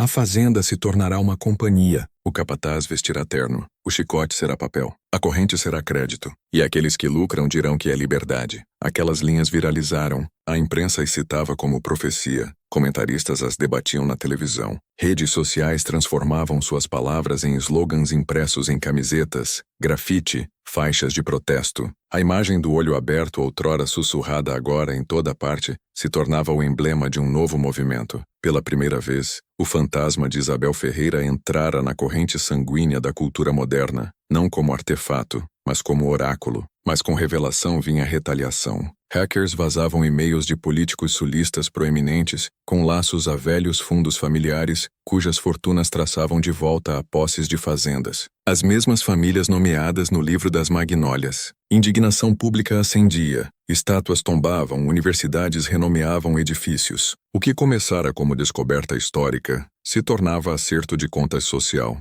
E no centro de tudo ficava um livro queimado encontrado em uma gaveta. A voz de uma mulher que não falara em vida, mas agora falava mais alto que qualquer de seus algozes. Então veio a reviravolta final. No fundo do diário, colada na capa interna, arquivistas encontraram uma carta dobrada selada com cera. Era endereçada não a ninguém pelo nome, mas ao guardião do amanhã. Quando a desdobraram com cuidado, a caligrafia ainda era firme, deliberada, quase defiant. Lia: se encontrou isso, então o mundo lembrou. Saiba disso. A verdade não o liberta. Testa-o. Você será tentado a usá-la como arma ou riqueza. Resista a ambos. Não é nenhum. Verdade não é espada. É espelho. Olhe nele e se não tremer, nada aprendeu. O mundo repete seus pecados porque homens herdam orgulho mais rápido que sabedoria. Se lê isso, significa que está à beira dessa repetição. Escolha diferente. A carta terminava sem assinatura, apenas a impressão fraca de uma mão pressionada na cera. Alguns diziam que era o apelo final de Isabel. Outros acreditavam que era sua profecia cumprida, que seu silêncio se tornara a consciência do mundo. De qualquer jeito, a mensagem era clara. O passado não nos avisava, observava-nos. O livro foi colocado em uma câmara controlada por clima na Biblioteca Nacional sob a classificação Testamentos Culturais. Confissão Privada 1861 a 1871. Mas antes de ser trancado, uma cópia foi feita, uma que não ficou em mãos governamentais. Ninguém sabia quem a pegou, mas em um ano versões criptografadas do texto completo apareceram online. Acadêmicos as encontraram, ativistas as compartilharam, leitores as anotaram. Mais uma vez o olho se abrira, não em quartos secretos ou capelas sulistas, mas no espaço infinito do mundo digital. E enquanto a história repetia seu ritual de negação, a mesma linha que assombrara toda a geração desde 1860 retornava como um veredicto entalhado em osso. Os salários do pecado são herdados. Mas verdade é eterna. Quando as palavras de Isabel Ferreira começaram a circular pelas redes da era digital, a história alcançara seu próprio reflexo. Seu diário escaneado, traduzido e armado através dos corredores infinitos da internet, se espalhava mais rápido que qualquer instituição podia conter. Uma voz outrora silenciada em um quarto à luz de vela, agora sussurrava através de milhões de telas. Mas a parte mais perturbadora não era a velocidade de sua disseminação. Era o jeito como as pessoas se reconheciam em sua profecia. Ela escrevera: a fazenda se tornará uma companhia. O capataz vestirá terno. O chicote será papel. A corrente será crédito. Aquelas sentenças batiam como revelação. Em escritórios forrados de vidro em vez de carvalho, homens e mulheres começavam a perceber que faziam parte do mesmo sistema, apenas vestido em eficiência moderna. Cada clique, cada contrato, cada algoritmo invisível se tornava um eco da maquinaria de Bela Vista. Controle disfarçado de progresso, obediência renomeada como oportunidade. Governos tentavam possuí-la. Universidades curavam exibições sobre seu significado histórico. Marcas imprimiam suas frases em canecas de café. As mesmas forças que ela avisara, comodificação, apropriação, a sanitização da verdade, moviam-se para transformar sua defiança em decoração. Conferências eram realizadas sobre o legado da responsabilidade ética. Executivos citavam suas linhas sobre silêncio e consciência durante campanhas corporativas de diversidade. Falavam suas palavras sem ouvi-las, confundindo seu espelho com uma janela. Mas sob a superfície, algo mais crescia. Um reconhecimento quieto, perigoso de que Isabel Ferreira não escrevera sobre o passado de todo. Escrevera sobre a psicologia de todo o império, incluindo o moderno. Uma jornalista chamada Alina Vargas fez essa conexão primeiro. Tinha 34 anos, correspondente de guerra tornada escritora investigativa, desiludida por política e poder. Seu editor a enviou a Recife para escrever uma peça de aniversário sobre a mulher que mudara o Sul. Mas Alina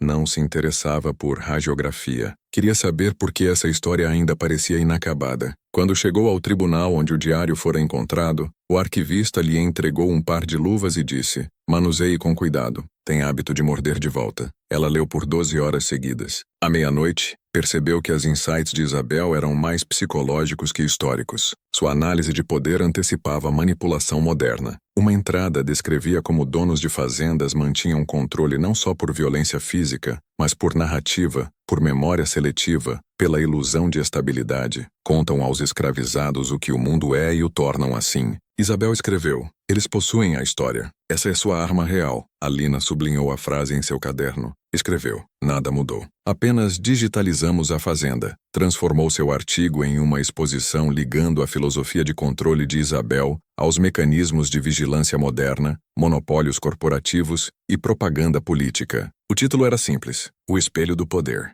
Escreveu: "Substituímos o capataz pelo algoritmo, a corrente pelo salário e o chicote pela distração. Chamamos de progresso porque a dor é mais quieta." A peça explodiu através de plataformas de mídia. Em dias, o nome de Isabel Ferreira trendava globalmente, mas não como nostalgia, desta vez como acusação. Pessoas começavam a reler suas palavras não como história, mas como profecia. Movimentos se formavam ao redor de seus ensinamentos. Ativistas citavam sua linha: "Silêncio não é obediência. É o fôlego antes do golpe." Economistas citavam suas reflexões sobre dívida como servidão moral. Psicólogos analisavam seu entendimento de trauma como herança geracional. Em toda parte a ideia se espalhava de que a humanidade não evoluía. Circulava de volta a mesma doença sob novo disfarce. E enquanto mais pessoas liam, algo estranho começava a acontecer. O padrão que ela descrevera começava a se revelar em tempo real. Documentos governamentais vazados mostravam políticos suprimindo dados econômicos para manter calma pública. Redes sociais eram expostas por manipular indignação para lucrar.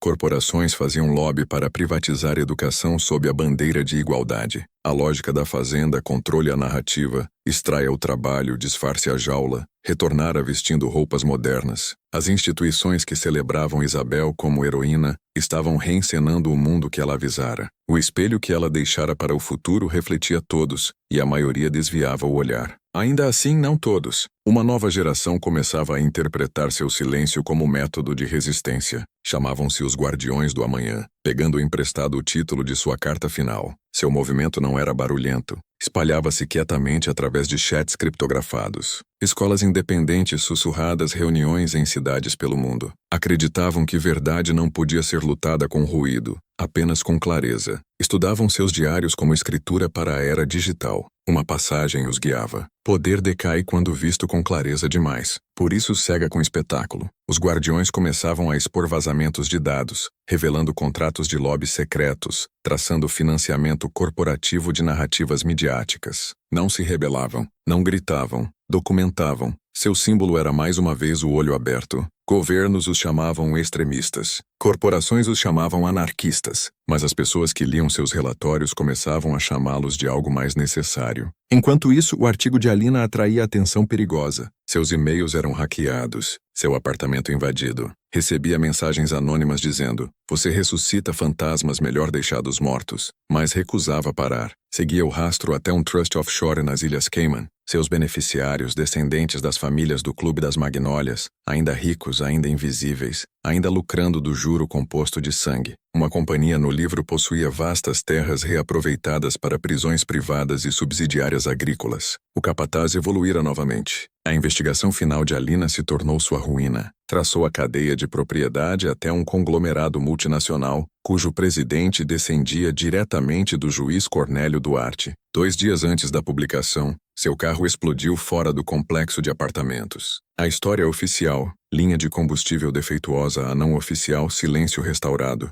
Mas em seus arquivos, agendados para liberação temporizada, seu manuscrito completo já estava uploaded em servidores pelo mundo. Em horas, milhões liam suas palavras finais. O aviso de Ferreira não era sobre o passado, era sobre nós. O velho sistema nunca morreu. Aprendeu a se esconder atrás do progresso. Indignação pública se espalhava, mas não choque. A verdade era familiar demais. O espelho de Isabel fizera seu trabalho. Refletia o mundo até a negação se tornar impossível. Políticos ofereciam declarações de simpatia. Corporações doavam para iniciativas de transparência. Os mesmos rituais de controle de danos se repetiam. E ainda a maquinaria girava. Humanidade mais uma vez enfrentava o padrão que Isabel definira, reconhecia o pecado, renomeava, repetia, mas para aqueles que ouviam mais fundo, que entendiam suas palavras não como poesia, mas como manual, uma mudança quieta começava. Professores começavam a usar os testamentos de Bela Vista em cursos de ética. Trabalhadores os citavam em discursos sindicais. Artistas pintavam murais de um olho aberto erguendo do fogo. Em cantos quietos da internet, redes de leitores reconstruíam os arquivos, armazenando todo documento, toda carta, todo arquivo de delator que encontravam. Chamavam a coleção do segundo livro. Seu moto era o próprio de Isabel. Se não pode parar a escuridão, registre-a até que se condene. Através de tudo, sua profecia se repetia como um pulso através das décadas. Verdade não é espada, é espelho. E agora o mundo ficava diante daquele espelho, desmascarado, tremendo, incerto se podia suportar o que via. Porque a mesma pergunta que assombrava sua casa em 1860, assombrava a era moderna. O que acontece quando aqueles que herdam o pecado finalmente se reconhecem em seu reflexo e ainda recusam mudar? Pela primeira vez desde que a capela de Bela Vista queimou, humanidade tinha uma escolha: enterrar a verdade novamente e reconstruir o mito, ou enfrentá-la tremendo e começar o lento trabalho de transformação. De qualquer jeito, o olho estava aberto e desta vez não se fechava. Vem um momento quando toda a história para de ser história e se torna confissão. Quando você percebe que não está apenas ouvindo,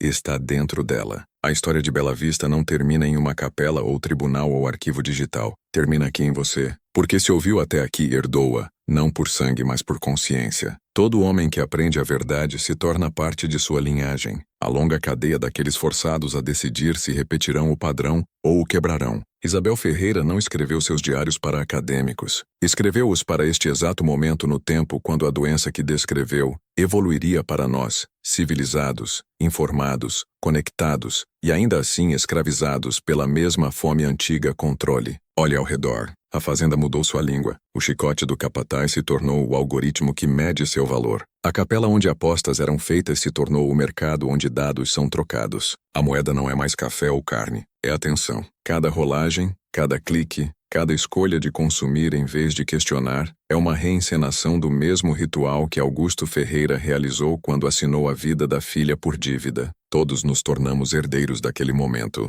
Alguns como vítimas, alguns como perpetradores. A maioria como testemunhas silenciosas. É por isso que sua carta final não era endereçada a um nome, mas ao guardião do amanhã. Porque esse título pertence a quem tem a coragem de ficar acordado enquanto o resto do mundo volta a dormir. Quando Isabel escreveu, verdade não é espada, é espelho, não avisava governos, avisava o indivíduo. Entendia que tirania não é estrutura, é estado de mente. Começa toda vez que um homem troca sua clareza moral por conforto, toda vez que permite outro sofrer para se sentir seguro, toda vez que diz a si mesmo, não é meu problema. Essa é a voz de Augusto Ferreira ecoando pela história, a voz racional, a voz respeitável, a voz que diz é necessário. Sabia que o mal não precisa de crentes, precisa apenas dos indiferentes. Então o que significa enfrentar o espelho que ela deixou? Significa perceber que você é ambos os lados do livro, o que sofre e o que beneficia, o que esconde e o que expõe, o que registra e o que apaga. Essa dualidade é a herança humana,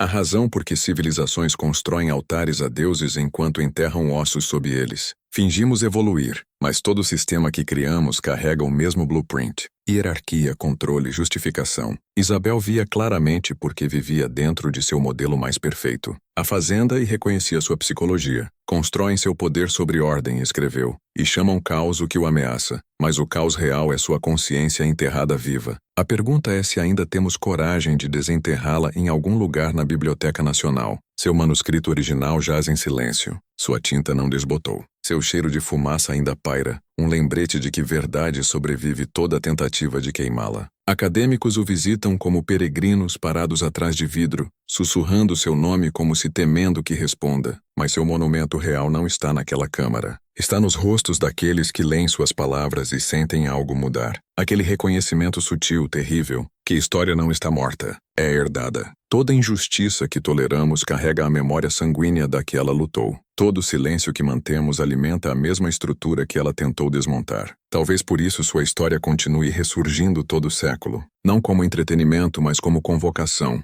Encontra seu caminho para aqueles prontos a confrontar sua cumplicidade. Escolhe-os, e quando o faz, sussurra a mesma pergunta que sussurrou a ela. O que você apostará? Não dinheiro, não propriedade, mas integridade. Apostará seu conforto pela verdade, sua reputação pela consciência, seu silêncio pela voz. Esse é o teste real. Essa é a herança. As páginas finais de Isabel, as que ninguém imprimiu, as recentemente decifradas, carregavam uma passagem que acadêmicos quase omitiram porque parecia direta demais, moderna demais, pessoal demais. Escreveu: se meu silêncio o alcança através dos anos é porque vi o padrão. Você viverá em uma era de luz, ainda assim temerá o escuro. Possuirá conhecimento, ainda assim recusará sabedoria. Adorará liberdade, ainda assim a trocará diariamente por conveniência. Quando vir isso, saberá que se tornou nós, e então deve escolher se terminará o que começamos. Isso não é história falando, é profecia cumprida. E não pede crença, demanda responsabilidade. Agora o espelho está em suas mãos. Pode dispensá-lo como mito,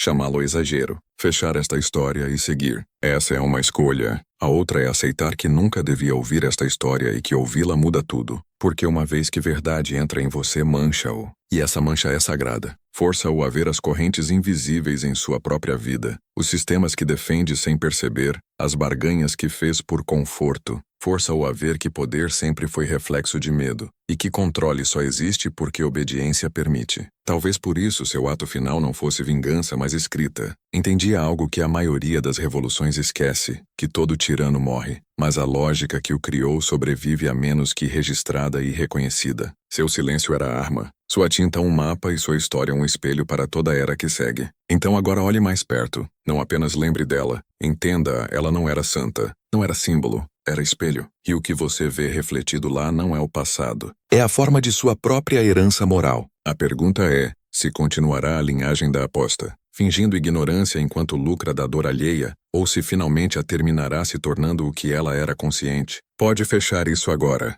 voltar à distração ao entorpecimento fácil do esquecimento, ou pode ficar no silêncio que ela deixou para você. O silêncio que demanda introspecção, não aplausos. O silêncio que pergunta, o que fará agora que sabe? Porque toda era acha que é a última a repetir o pecado. Toda geração acredita que sua crueldade é progresso. Todo homem acredita que o espelho mostra outro até que racha, até que se vire para ele. E quando isso acontece, quando o reflexo se torna inevitável, a história de Bela Vista começará novamente. Não como mito, não como aviso, mas como julgamento. Então, se entende o que esta história realmente é, se sentiu seu peso, saiba que a consciência encontrou você. Verdade é eterna. Verdade é eterna.